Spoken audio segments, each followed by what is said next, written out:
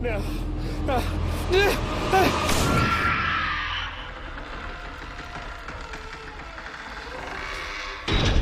Welcome to the My Haunt Life podcast. Hello and welcome to the My Haunt Life podcast. This is episode 4. I'm Mike. And this is Russell. This is going to be our post-Halloween recap. Sorry we haven't been able to record during the haunt season, but with all the haunts that we were trying to get to, it just wasn't in the cards. We went out of town. We went to Vegas to do Freakling Brothers. We went to San Francisco to do Blackout.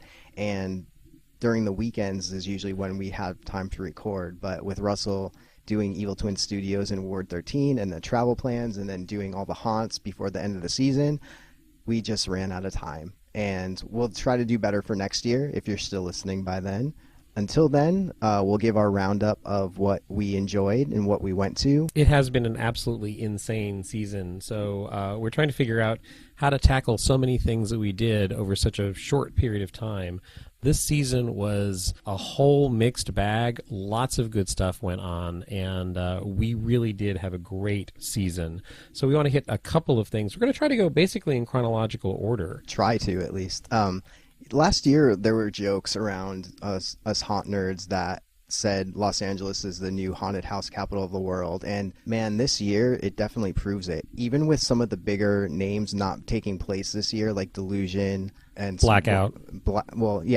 In Los Angeles, and the couple of the bigger home haunts, like Hollywood Haunter and Sherwood Scare, there was still so much where you have to basically Tetris in what you wanted to go to. I personally went to over 30 events this season, and there was still a ton of things going on that I did not get to do that I wanted to. I just ran out of time. So just based on everything going on, I will say Los Angeles is the haunted house capital of the world, or at least the haunt capital of the world, because there's just so much going on. And also this year it seemed like there were a lot of more experimental things going on.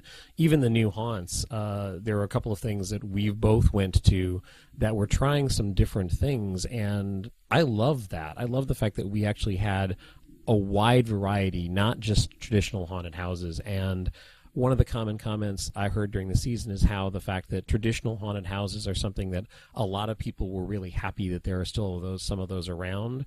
But as you'll hear, Mike and I both encountered a few really interesting new formats in haunts. Some really experimental stuff. Yeah, and this year it had a little bit of everything. There were new haunts that were a good mix of immersive and haunt. There were more experimental things like Russell mentioned, and then there were well-established haunts that just did new crazy stuff, and it was awesome. And of course, with the good, there's always the bad. There's a couple of haunts that were super hyped that didn't really live up to the hype, in my opinion. But we'll get to those. But overall, this haunt season was amazing. Like a bunch of new faces and a bunch of old favorites that just came through, and it was just rad. Well, speaking of new haunts, early on in the season, we both encountered Fear Is What We Learned Here, which was definitely more of an immersive theater piece, I think, rather than a traditional haunt. I think it's very safe to label it as that. Yeah. Through a series of interesting lead-up postings and messages. No, you need to go into detail about this, because this was my favorite part of this whole experience. It was just so new, and so it kept you on edge. So Russell, could you please go into more detail about this, please? Sure, Mike. Thank you. Fear Is What We Learned Here kind of hit the scene by reaching out into the haunt community and following avid haunt goers and people who had worked in the haunt industry. And it became very quick among us that were being followed on Instagram that Fear Is What We Learned Here was reaching out to people and drawing attention to themselves, but they weren't being very clear about what they were or what the event was going to be. So we never really knew leading up to it whether it was a traditional haunt, whether it was some kind of immersive theater piece, but they had some beautiful images, some really interesting, eerie videos which were posted, and then if you interacted with them, quite often you would get back some private messages. They would interact with you directly, sometimes in public comments. So it became sort of this weird sort of cat and mouse interaction among the patrons and people who were eligible to go to the haunt. And at first they reached out with a very select number of tickets, and then they actually expanded their run over the course of the haunt season. Luckily, many more people were able to get into that show than originally thought possible. But that whole interaction over Instagram was so intriguing, so creepy, so well done.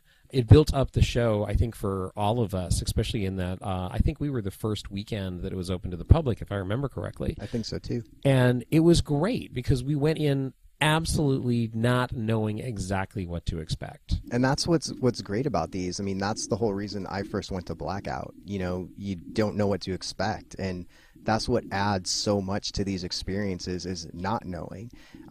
Those of you that know me, I'll always, if they start talking about a certain haunt they went through, I'll always either cover my ears or tell them to shut up, because I don't want to know anything. I don't want to know any detail. I don't even want to know if there's a line outside, because to me, the whole experience starts with just that. It starts with walking up, not knowing what to expect. Like, am I just going to go into a room and is there a coat check? Can I wear a hat? Can I not wear a hat? Who do I give my ticket to? Oh my God, what's going on? You know, all of that adds to it. And especially when you have a very new haunt, a brand new haunt actually, or immersive theater piece, whatever you want to call it, and you go up to this place not knowing really who's behind it, not knowing what it's about, not even if you do like spoilers, not even having anyone to spoil it, because it was the first weekend it was open and it was only for people that reached out to them through Instagram.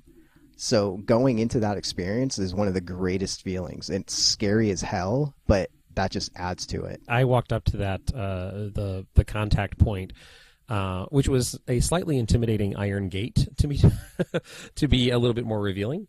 And you interacted with someone, and you did do the basic waiver information with this person. And as far as the show itself, here's what we learned here: managed to create what I would say is the most dreamlike, surreal experience I personally had during this haunt season. It was. It sounds weird to use the word beautiful, but to me, that's what it created.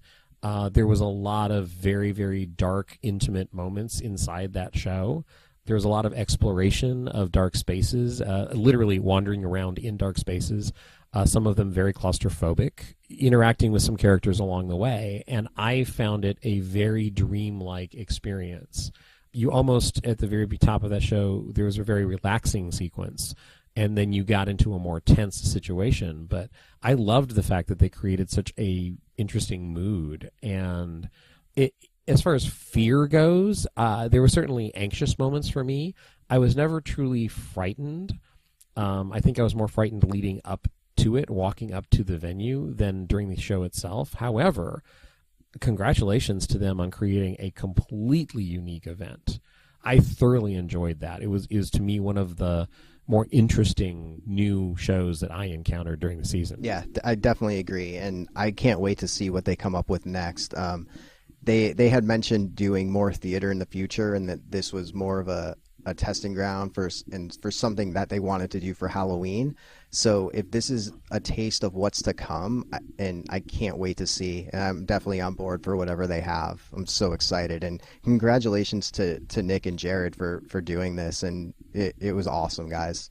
That was the weekend I did Urban Death, which is at Zombie Joe's Underground Theater in North Hollywood, which many haunt people, many haunt fans in LA, and many theater friends in Los Angeles are familiar with Zombie Joe's Underground Theater. Completely unique company. They are extremely ambitious. They do a lot of work. Their Urban Death show comes back throughout the year on and off. It's usually a series of vignettes, pantomime pieces, dance pieces, theater sketches or scenes. And once again this year, they were solid, they were strong, very enjoyable. And again, I'm going to go back to the word creepy. There was some dark material in this show, and I loved the fact that it really creeped out a lot of the people I was with. Yeah, and the good thing about Urban Death is that it does happen throughout the year, and each show is different, but for Halloween, they add a mini maze to the front of it. So usually if you go to Urban Death, you'll go into the lobby and you'll just wait for the show to start. For the Halloween shows, you wait outside, and then group by group you go in with a flashlight that really doesn't have any light, but it has just enough to make out what's going on. So you'll walk through and you'll see some of the most terrifying and random and creepy as hell scenes in this maze going up to an even creepier show. And it's fantastic. There's one part in there specifically that got me, and it got me good. It was a total jump scare, but it got me, and it was so well done. And I think actually the same one got me last year, and it's the door. Do you remember the door part? Oh yes, actually, yeah, I do. Yeah, that part was awesome. So Zombie Joe, if you're listening, don't ever get rid of that during Halloween. And the other thing, upon the exit, you encounter a character who is in this very bizarre, contorted position. I don't know if you remember that character. Oh, yeah. That was truly one of the creepiest images, I think, of the season for me, because you just basically turn a corner and you encounter this actor in an extremely painful-looking, contorted position. And it looks like something very bad has just happened to them. And again, that's, I think, Urban Death's strength is creating visionary moments that linger with you. And that was one of them, and I absolutely loved it. Yeah. And then we also went to the Queen Mary opening weekend. And the Queen Mary is just a good old-fashioned fun time. 2 of the mazes are on a haunted ship, and the rest is just kind of a carnival atmosphere. I'm from New England, so this is very reminiscent to me of things I used to go to as a little kid, you know, going to fairs and seeing all the fun houses and the haunted houses and things like that, and having food stands set up. That's the vibe there, and it's just a good old-fashioned fun Halloween fall vibe. And the mazes were great as well. I'm glad you mentioned the carnival atmosphere, because I think that is one of Queen Mary's strengths every year. They're known for their sort of sideshow circus maze, which they've had for several years. I love that thing. And you're right, it is a good old-fashioned feeling, and it's just so much fun. The last couple of years that I've gone, I've really had a great time there. And also, it's not as massive as, say, Universal or Knott's or the bigger mainstream, theme park style haunts. But it's getting there. I think by next year it'll be like that. Yeah, it's like, I hope they don't ever oversell it to the point where it's not manageable. But one of the things I love about Queen Mary is, like you said, it does have this almost fair or carnival quality about it, which means you can do everything in one evening at a reasonable pace, especially if you've upgraded a little bit to one of the front of the line tickets that they offer. It's completely doable, and you don't feel like you're rushing through the evening just to fit stuff in. Well, I don't know about that. So we went on a Sunday, and of course there are shorter hours on a Sunday, and we were able to get through everything except one maze. There just wasn't enough time. And then the last maze we actually got to, they were closing the event, so they were just putting everyone through one, like just kind of conga lining. So I think if you went on a day where the hours were extended, yes, you could, but double-edged sword, on the days that they're extended are usually Friday and Saturday nights. So you're going to deal with more people, longer lines. So I don't know. It can go either way, I think. But you definitely should try to upgrade to a fast pass. In my opinion, I think that's what I'm going to do next year. There's always coupons on Gold Star and things like that for it, but to try to fit everything in one night, I don't think you can really do it. One of the better parts that we spent a little bit of time in is a sideshow, and granted that's an upcharge, you have to pay an extra $5 to get in, but that was one of my favorite parts of the evening. We saw magic acts from the amazing Scott Sitton, and we saw freak shows, and it was just fantastic. So unfortunately, it's an upcharge, so you already spent all this money, and you have to spend more money to go in. But there are 2 mini mazes in there. There's always people performing on stage, and there's a kind of a haunt in there. I don't know, Russell, you met your friend in there and screamed like a little girl. So what would you call that? It's very odd because it's very tiny. It's this weird sort of cabinet of curiosities vibe. And I walked in and yes, there was an actor lurking that basically I stood right next to and did not see until they popped out. And I screamed like a little girl, as Mike said. It was great. And you got a picture with the Pinhead too, right? Yes, I did. I'm very happy with that picture. So Pinhead, if you're listening, you were great. And I met him last year as well, and danced with him a little bit last year. All right, now we're going into Alone territory. The unicorn might get a little mad, but and speaking of Alone and the Alone unicorn, the unicorn was back for Alone Absorption, and the unicorn is just great. I wish we should just do an episode just on the Alone unicorn because she rules so much. But anyways, am I detecting a crush? I'm just a fan of having fun, and when you're an actor or actress in a situation like that, in dressing up like a unicorn for everything that they've done, which, by the way, I helped her escape at Scare LA 2 years ago. I had to throw that out there. But to just be able to have that much fun with your role, because if you're in that role and you're dancing all night and having fun and being able to do that, and that's what your quote unquote job is for the haunt season, like that's amazing to keep up that sort of energy. And it has to get hot. You probably are dealing with people that aren't into it the way, people like us are into it. And just to be able to keep going like that, it's awesome. And just the improv you have to do with each different customer that comes through, it's just, it just seems like it can be a pain, but at the same time, so much fun.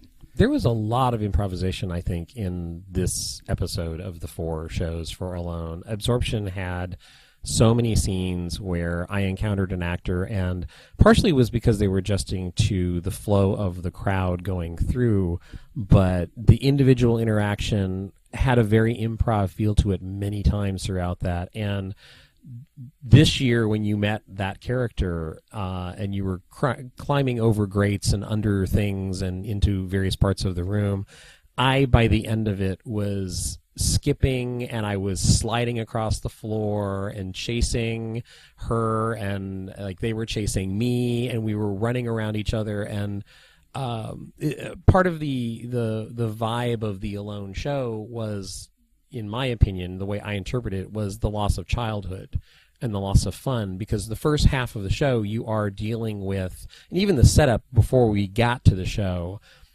you had a setup referencing corporation and referencing job and referencing who you are in your job. And during the course of the show, you actually encountered suit and tie business people who gave you tasks a couple of times, and I was given files that I had to deal with and things that I had to go through as part of the show. And there was a scene very specifically referencing this corporation and the tendrils reaching out from this corporation into the real world. And then to balance that with the really fun, playful, writing on things and getting moved around and dancing with characters in animal suits. And it was a wonderful juxtaposition of the two sides of who you are as a person and what you may or may not have lost through your job. Russell Eaton, ladies and gentlemen, that's why we have him around. Because I overthink everything. No, but that makes total sense, and I don't know how we haven't been able to talk about this, and you never brought it up, because that makes so much sense. And like I never thought of it like that at all. Like I never really looked at it that deep, and it makes sense. It hit me several days later, and then somebody else asked me the question of like, oh yeah, and of course they were talking about the whole loss of childhood thing. And it was just an affirmation of, oh, okay, so I am picking up on something that other people are picking up on. So, but yeah, that's what the show was for me. I like it. So Alone likes to do puzzles. So what they did is they posted a picture with numbers and a saying, and you have to decode that in order to get something. And when you decoded that, you got a password. There was also a link in the post, and when you clicked that link, it was to a video. And when you decoded the image, that was the password to the video. So when you watch the video, at the end of the video, they said to go somewhere and get a business card. Well, I jumped on that, and they posted that video on Sunday night. Monday morning, I was in my car on the way to the bookstore, and when I got there, there were no business cards there. So I had to hit them up on Facebook and say, hey, I'm here. Did I miss it? And basically they said, you beat us to it, which is it's pretty funny because I guess they didn't count on having Uber nerds like jump on this like I did, because they probably thought, hey, people have jobs and they go to their jobs on Monday. And even though I do have a job, I went on lunch and, you know, I still have a job, so that's good. Alone did not get me fired. But I got there and they guided me through the rest of the process through Facebook. And and I actually like that experience a lot more. It's hard to explain because they didn't tell me exactly what to do. They just gave me hints on what to do next, since I couldn't get the next part of the puzzle. But having that interaction with them, and I was talking to them in the way Alone talks to people, like saying armless hugs and things like that. So I was talking to them in character, and they were talking back in character, and they never broke.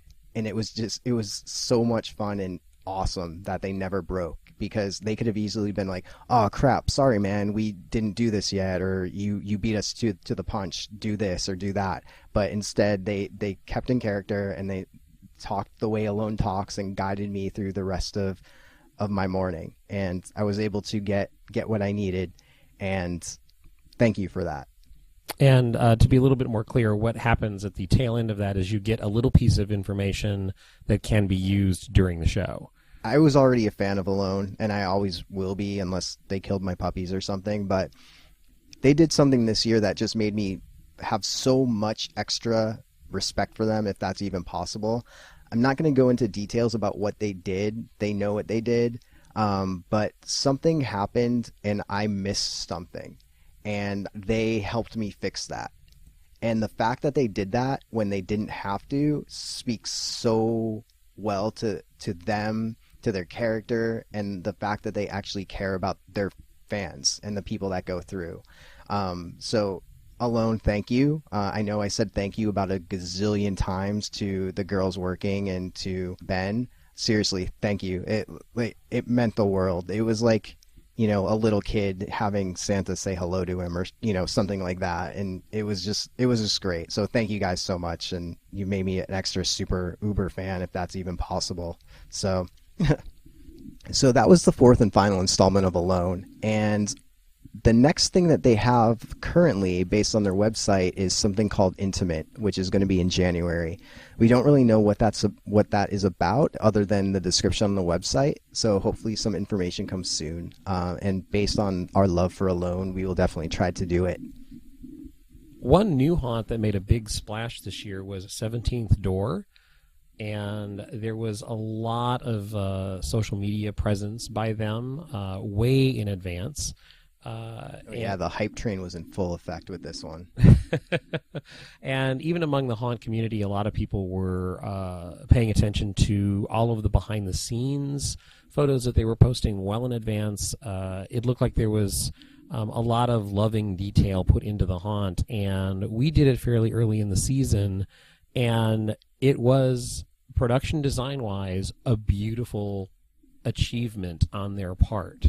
The production design was wonderful. We encountered a couple of, I don't know how to describe the characters, pig demon characters to some degree. That works. And during our trip through the haunt, I will say that was the most fun for me, even more so than the rooms and the beautiful production design.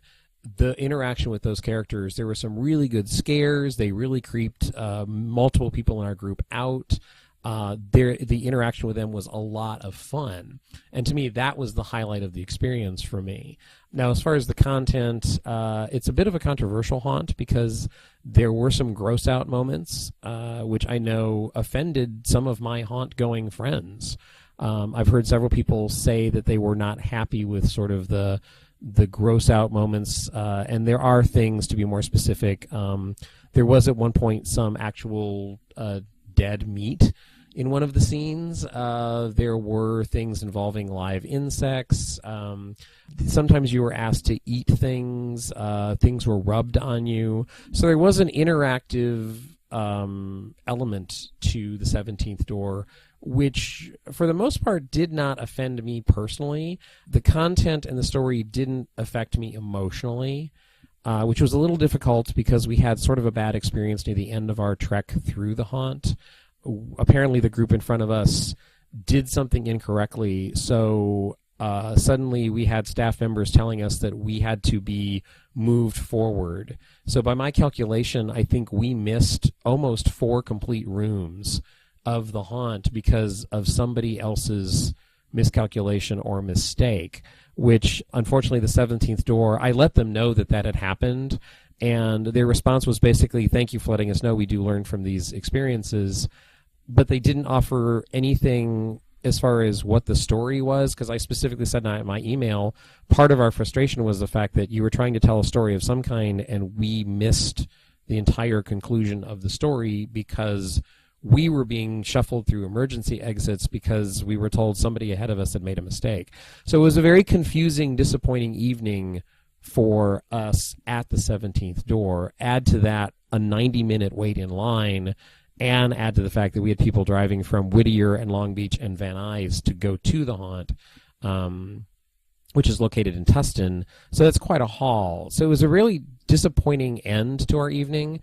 But the haunt itself, there was many pluses to it, and I'm really curious to see what happens next year with them.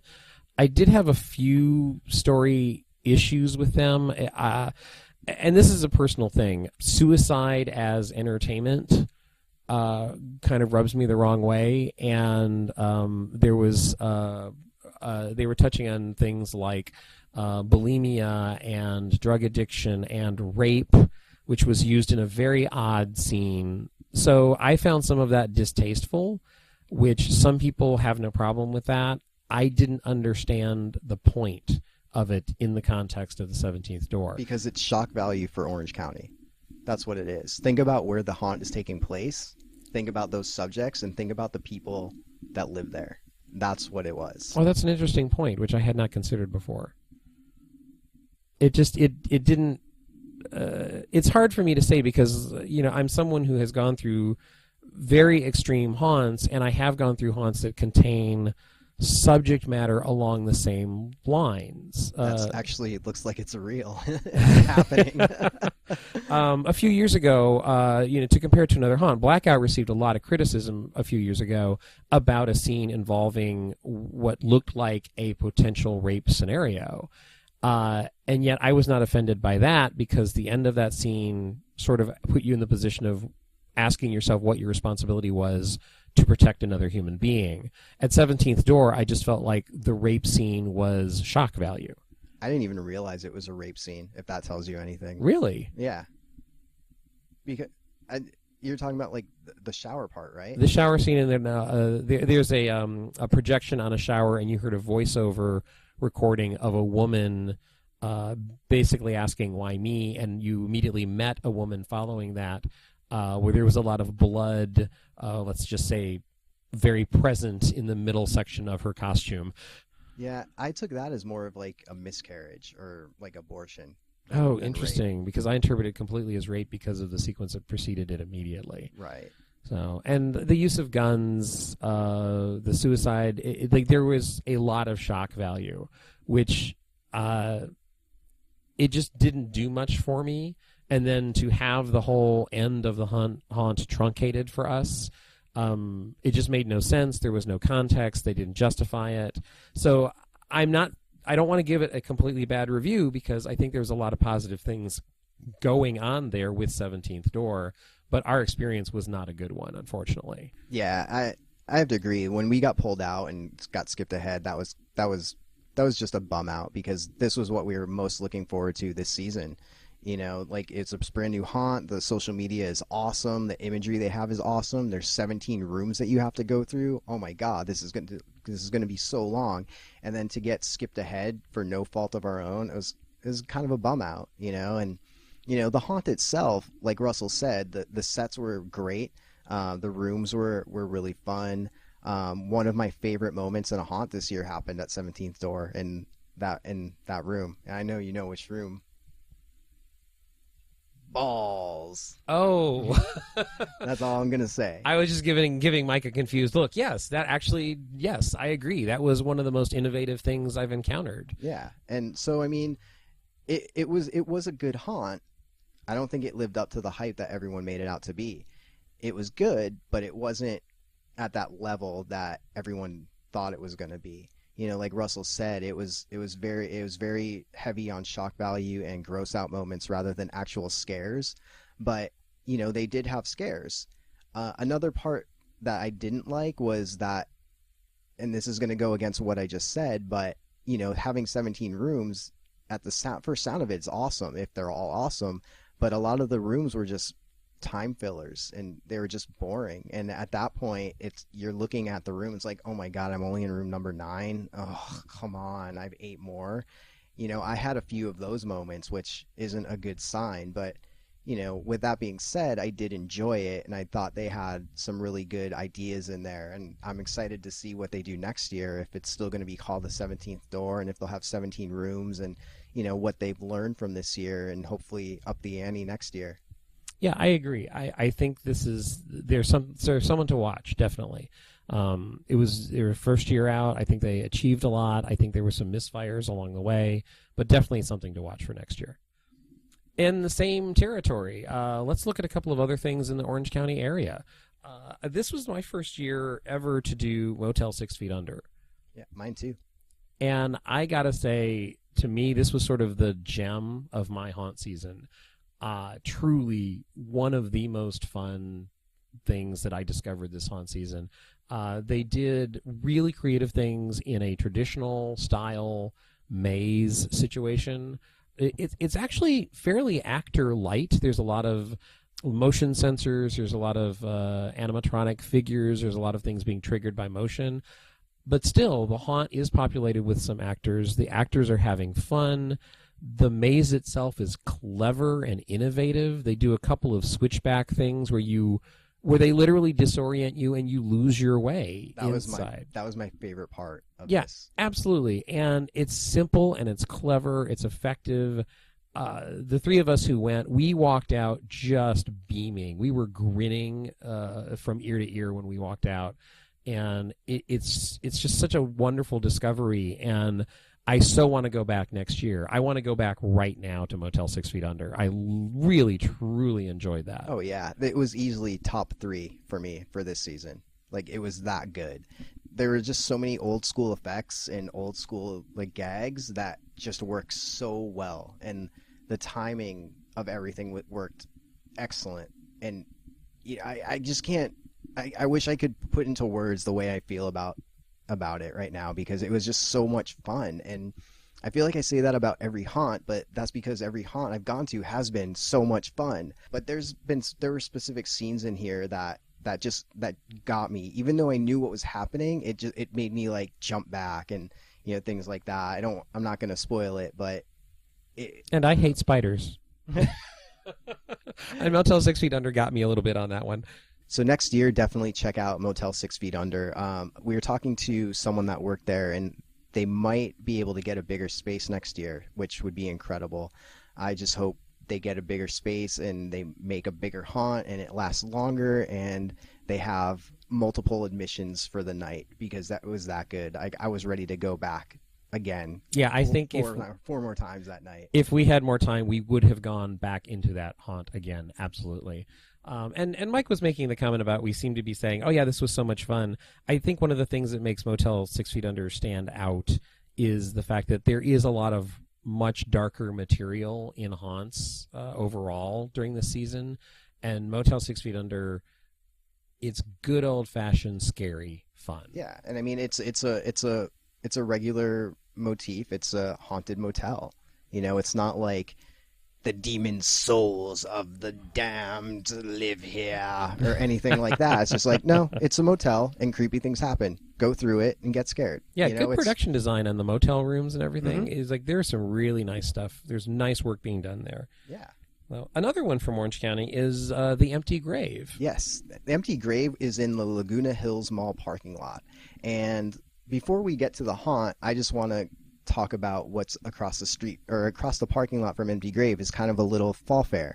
And they had pony rides and a bunch of hay and pumpkins and carnival games and Petting zoos. Yes. And I guess Russell likes petting zoos. But yeah, once again, I'm going to use the F word, but man, that was fun. You know, we're older and we were all that age once where we would go with our parents and with our plastic orange jack-o'-lantern pail and get candy and go to these types of things and just seeing like the faces of the little kids, you know, just having like the best time of their life. It brings you back to when you were that age and like you can really appreciate it. And it was just a good way to start that night because that was the first thing we did that night. And walking up and we stepped sort of over the threshold onto the hay that was strewn all over the ground in the parking lot and the sawdust and everything. And, you know, immediately you smell that sort of sawdust smell and you smell the petting zoo. Yeah, and that other smell. And I almost got run down by this child that was so excited she couldn't contain herself, and she was just frantically running around trying to see everything all at once. And it was just it's exactly what Mike said. It just took me back to this is the county fair that I loved as a kid, and it has that vibe. And then right across from that, and the food stands, and the little trinket and arts and crafts booths, there is the Empty Grave haunt. Yeah, and it's pretty funny to see the contrast because you have this happy-go-lucky little kid gear, like little kid-oriented fair, and then across the street you have this more adult fun time type of thing, and it was fun. I know I'm overusing it, but that's what it was. They had the best use of a contraption to make Russell scream like a little girl again in it. And that's the best part about going to these haunts with Russell is because he still gets scared and he lets everybody know that he gets scared. And I'm not making fun of him. I kind of am, but I'm not because it's out of love. But seriously, hearing Russell go, it's like the best sound in the world. That's actually not a bad imitation of me. That means we've hung out for too long. But yeah, I mean, Russell, will you take us play by play through your screaming like a little girl at the punching in scene, please? One of the strong things about Empty Grave is there is this effort to sort of pull you directly into the story. And it's sort of a tale of you get pulled in and you're sort of given an introductory moment where you're going to work. You're going to work at this factory kind of feeling vibe place. And at the beginning of this, I was handed a punch card. At one point during one of the scenes, suddenly the actor looked at me and went, you know, like, well, you have a duty. You need to do this. And the actor started interacting with me and basically wanted me to punch a clock, which led to a very big surprise for me. When I actually punched in, I got a very good jump scare. I don't want to give it away in case they use it in the future, but it was really fun. And it's really early on in the haunt, and it was a good way to start it off. And then through the rest of the haunt, there's many switchbacks where characters were giving you multiple scares as you were going through areas, which I love in a haunt. Some of the rooms did switchback mazes where you would travel a path through the room and then you would kind of double back and go through a very similar area that you could see from where you were in the first part of the room. The production design on this one, really, it was a very dimly lit, creepy vibe from beginning to end. They were very good about a consistent feel to this haunt. Everything pointed toward that grungy, workman-esque atmosphere. It was quite the achievement, I think, for a smaller haunt.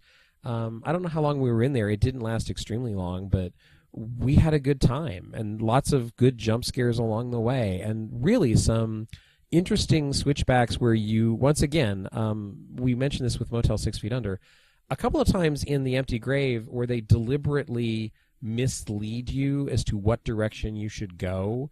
And so you start heading one way and then you realize that you're trapped, and then you turn around and you have to interact with an actor to continue on. That happened a couple of times in Empty Grave very effectively. One thing I want to mention about the last few that we've talked about, like Motel 6 and Empty Grave, it just seems like the actors inside were just having so much fun, and they're just having a blast doing it, and like they love doing it. It was more than a job. It was just something they just do and love it. You can totally get that vibe from these, and granted, these are smaller haunts as opposed to like bigger ones like, you know, like Universal, where I always feel that people are there just to collect a paycheck and they don't care. But here at these ones, like, you actually feel that they do care, and like they want you to have a good experience. When we were leaving Empty Grave, one of the last scenes, there's an actor that, you know, that you have to deal with, and I whispered to him, I was like, "Thank you so much." And you know, he didn't break the fourth wall, but he made it known that he was saying you're welcome without saying you're welcome. It's so funny that you mentioned that actor, because I wanted to also mention that scene, because completely in character, he sort of checked in on us at the very end of our journey through Empty Grave, and he was basically, he kept in character asking us about our work shift, because that was how they set the story up of Empty Grave, and checking in on us to make sure that everyone had been safe and everyone had made it through safely their work shift. And he was completely in character, and yet you could see that he was having a blast interacting with us in character, and he really wanted us to leave with a good memory. It was like you said, it was just one of those moments where you encounter an actor going, "Wow, you are really having a good time." Yeah, and you can, and people can tell, like, you can tell. So if there are people acting in haunts and that are listening to this, like, we can tell. We know when you're having fun. We know when you're just doing it just to do it, to get some money, extra money during Halloween, you know. So have fun with it, man. Like, people are counting on you, so do it. Moving north from Orange County, we also hit Creep LA. And Creep LA kind of had the same hype going that 17th Door did, just with social media. No one really knew anything about it, what was going to happen. And I absolutely love this. This is another top 3 for me this year. And well done, guys. You know, this is a new haunt that no one really knew what to think of. People searched the domain name and like, oh, this guy's running it, but who is he? Like, what's he doing? Like, are we going to be safe? You know, those are all the questions that I saw on Facebook and social media once Creep came out. But it was well worth it. I didn't know what to expect from Creep LA at all, and to be totally honest, their very first images that they posted really didn't speak to me. Really? No, it didn't for some reason. I'm not exactly sure why. But a couple of people asked me, like, do I know anything about it? You know, had you heard any of the people behind it? And I hadn't. So, but by the time we actually got around, which I think was the 3rd week of the haunt season, maybe, 3rd week that they'd been up and running, I was excited because I had heard several people, friends of mine, had spoken highly of it, and at least one of my friends had gone back multiple times already. I agree with you. This was a really pleasant surprise for a new haunt, and I had a great time. Very dark, very creepy. This is a little bit more adult. There is a waiver involved. At times they were aggressive. They were somewhat physical, depending on where you were in the group. So things like that were going on. My only criticism for Creep LA is story-wise, I felt that there wasn't a consistent tone, because at the very beginning you sort of got introduced to urban legend mythology stories, and they touched on 2 or 3. And then that kind of suddenly got dropped. And then there was this weird, almost tribal sequence, which I'm not exactly sure how that tied in. And then we went near the end. There's a very, very interactive sequence, which we might touch on a little bit more in more depth in a second, where the actors were pulling us off in pairs and interacting us and telling us stories about their personal experiences. So there seemed to be a little bit of a urban legend aspect to it overall, but it didn't seem consistent throughout the whole haunt. And I'm not exactly sure what they were going for story-wise. I had a little hard time latching on to a consistent story in any linear fashion. But that being said, their imagery, some of the sequences were wonderful. And the other thing that I really admire about Creep LA is they live up to the Creep title. There were a couple instances where, and I think you were aware of it, especially in the first room, where there were people who would literally peek around corners and stare at us as we were either being prepared to go from one room to another. And if you were paying attention, that happened several times during the haunt. Yeah. And then you have the mother just staring you down. Yes. As well. Yeah, she liked you. The whole haunt had this very, very dark, sinister vibe to it, which I think is quite the achievement. Yeah, it felt like it was a good mix of something that was missing in LA. You know, it wasn't an extreme haunt, but it wasn't just a regular maze that you walk through. It had a good mix of immersion, had a good mix of aggression. Aggression and touching you and moving you, and it had a good mix of actual scares. And you know, I think that's why it was one of my favorites, just because it was like a perfect mix of all of those things. Like, I love immersion, I love getting scared, I love being moved around, and this had everything. One of the things that I really liked about Creep LA is the aspect of you kept being asked to explore areas. They kept sending us into areas a couple of times of not necessarily like go find this or go do this, but you would enter an area and they would sort of herd you to one specific area, and then you would find out that the reason you're being put in this corner is because a new scene is about to unfold that you get to either eavesdrop on or spy on from a dark corner. And then they would lead you into another room, and then you'd start exploring that, and then you'd encounter another character who'd give you a new instruction. There was enough interactivity, and it was interspersed in a way that you felt like you were exploring, that you were on a journey of exploration and adventure, not just being led through a haunt. And I think that was one of the reasons it appealed to me so much. Even though I criticized their fact of I didn't quite get a linear story from them, which I don't always need, but I felt that it wasn't consistent in tone. But that aspect of the constant exploration, the constant discovery, and at least twice during our group, even more often than that, come to think of it, 3 or 4 times, we lost a member of our group. Oh, yeah. And then the next scene was we had to go find the member of our group. And I absolutely loved that sort of immersion, interactive experience. It was so much fun. We're going back to the fun word again. Creep is definitely one to look out for next year, and I'm really excited to see what they have coming up. So since we're in LA still, this is Russell talking about Drunken Devil. I wasn't able to make that one. Drunken Devil was very interesting. They went for sort of they actually call themselves the Sinner's Soiree, and they went for a Mardi Gras New Orleans vibe and theme, and it was a very simple, traditional jump scare sort of haunt that ended in a bar.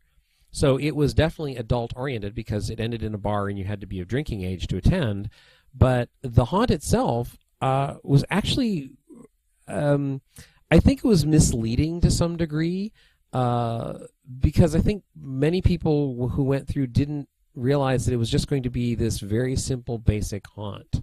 The Sinner's Soiree thing and the fact that you ended up in a bar was a separate sort of entity unto its own. I enjoyed the vibe. It's like nobody else in town had something quite that unique. I know that some of my friends walked away kind of confused and disappointed, I think, by it, because I think they were expecting more. There's a gentleman named Matt Dorado who's the main creative force behind it, and I had spoken to Matt beforehand, and I kind of understood going in that this was a basic jump scare, fun haunt. And along the way, you kind of had glimpses and scenes of sinful things going on. But the haunt itself basically relied on good old-fashioned jump scares and characters popping out at you. And on that level, absolutely it worked and absolutely it was fun. And then you ended up in this bar area where we sat and we talked for an hour afterwards and had a good time and had a couple of drinks. So yeah, Drunken Devil was something very, very unique. I'm interested to see where they go from here. It would be interesting to see if they go darker. It'll be interesting to see if they maintain sort of the party atmosphere, which was kind of like throughout this haunt. You got the feeling that you were walking among revelers in New Orleans to some degree. So, definitely a unique vibe, definitely a unique feel. Don't know if it was a home run necessarily for some people, but I liked the fact that it was a very simple, traditional Boo-type haunt. And they certainly created a very unique atmosphere. And the Drunken Devil character himself was a lot of fun. So, definitely keep an eye on Drunken Devil, and I'm really curious to see where they go next. We always have to hit the Los Angeles Haunted Hayride. It's become a yearly tradition starting last year. Wait for it. And this kind of has the same vibe as the Queen Mary did for me. It's just a fun atmosphere, carnival, New England type of thing. It's all outside. There's mazes. There's an actual hayride. And they change it every year, so it's never going to be the same hayride twice. And everything I said about the Queen Mary, it applies to this as well. It's just, everything is just really well done. The mazes are pretty good as well, but this is just one of those things you go to have an experience. It's going to be a full night of fun. We went, and there weren't many lines starting when we went right at opening, but when we were leaving, lines were starting to build up. So this is something you might want to pay extra money for and get a VIP pass or a fast pass or whatever they offer. It's definitely worth it. You definitely want to see everything and just hang out and enjoy the environment. And another thing, like we were talking about earlier with the Queen Mary, especially if you do get the upgraded ticket, it is something that is self-contained in one area, and you can get everything done in one night, and you don't feel completely rushed. And I would agree with what Mike just pointed out. We deliberately got there very early during the course of the evening, and we didn't encounter heavy lines for 3/4 of our time there. Most of the crowd seemed to be waiting a little bit before showing up, and us coming right at the opening seemed to really help us overall have a better experience. A couple of the mazes, I think, were a little weaker than last year, but some clever ideas. Every year their dark maze, which is kind of how it's referred to, is to me one of the more fun things, because it's usually a very dark environment with lots of places where there are dead ends, and literally you get lost. And sometimes you get separated from your group. Sometimes you find your group again. Sometimes you don't until you get out of the maze. It is just truly a maze that you have to explore. And it's very dim. It's very dark in there. You encounter a few actors, but I think the charm of that maze is literally the intricacy of the way it's built. And the last couple of years, that has been, for me, my favorite of the mazes. Oh, yeah. And this year they gave us clown masks. Yes, that's true. So moving east, and Russell's not allowed to talk about this. I went to Ward 13, and Russell's not allowed to talk about it because he works with Evil Twin Studios, so he's obviously going to say it was awesome, even if it wasn't. But I'm happy to say that it was awesome. Evil Twin Studios they just keep getting better and better with what they're doing. Last year was Raymond Hill Mortuary, which was incredible, and they had a specific scene that was just, oh my god, I can't believe you're doing this. This year they had another scene like that, and it was just as good. And that's the thing, they keep upping their ante, and they keep doing things and adding things to the different rooms and with different themes and making you think about what you have to do. And two of my favorite scenes from this haunt season happen in Ward 13, and just the fact that two happen in one haunt is incredible to me. And congratulations to everyone involved, and I guess to you, Russell, since you're involved, but whatever. Well, I'll take that as a compliment. Thank you. No, and it is, and like this solidifies it as a must see every year for me, and it doesn't even matter that you're involved with them, because if you know me, if it sucked, I'd tell you it sucked. Yes, you would. But it didn't, and it was awesome. Like everybody I know that went through had nothing but good things to say about it. But since you can't talk about how good it was, can you talk about a little behind the scenes stuff, like in your role, like what you did, things you've seen, or anything like that? Wow, I didn't expect that question. We had a really good season. We were very happy this season. Our popularity actually, I think, took us by surprise, because we had a couple of nights where we had to stop selling tickets early because the crowds were getting so big. like we kept getting positive feedback, but we don't want people to wait an extremely long time to get through the haunt. And also, we're in South Pasadena, and there isn't a lot of other haunt-related things near us. So if you've traveled to South Pasadena to do a haunt, it's Ward 13 or it's Evil's Twin Studios, and we just don't want people to be waiting too long. So we were very aware of that and trying always to find ways of correcting it. Inside, I think it's a rather infamous sequence now where you walked into a room and we asked you to take a seat, and then we started to move you around a bit. It was so awesome. And that was the sequence which I think more and more people have commented to us and saying that they loved because it took them totally by surprise.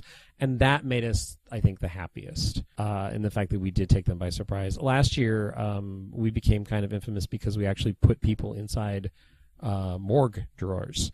And we literally slid people and put them in refrigerated drawers. And then you got a surprise when you were inside. So it's really fun kind of trying to be on the other side of the immersive, interactive thing. And we also tried to get people to interact with some of the characters along the way.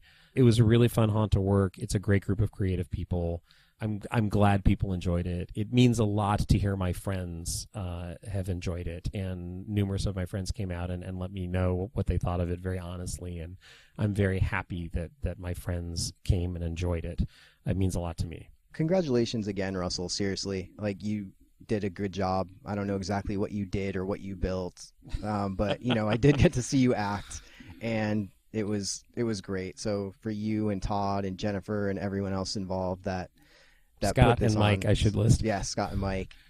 Sorry, guys, I don't know you that well. No, but seriously, awesome. And all the volunteers, like, you guys deserve a huge round of applause. And if I had a sound effect for a round of applause, I would put it in right now. Russell, put in applause right here when you edit this. I'll see what I can find. Okay. But yeah, job well done. I can't wait to see what happens for next year, and it's going to be great. So with that being said, we hit everything that we went to in the LA area, and we're babbling on, and it's already an hour. So we're going to split this up into 2 parts. And in the next part, we'll talk about our out-of-town experiences, the home haunts we went to, and then a couple of plays we went to. So if you'd like information on any of the things we discuss, you can check out the link section at myhauntlife.com. So until next time, I'm Mike. And I am Russell. And this was the My Haunt Life podcast. Thank you for listening. You can check us out on the web at myhauntlife.com. Thank you. I didn't know we were doing a waiver for the podcast.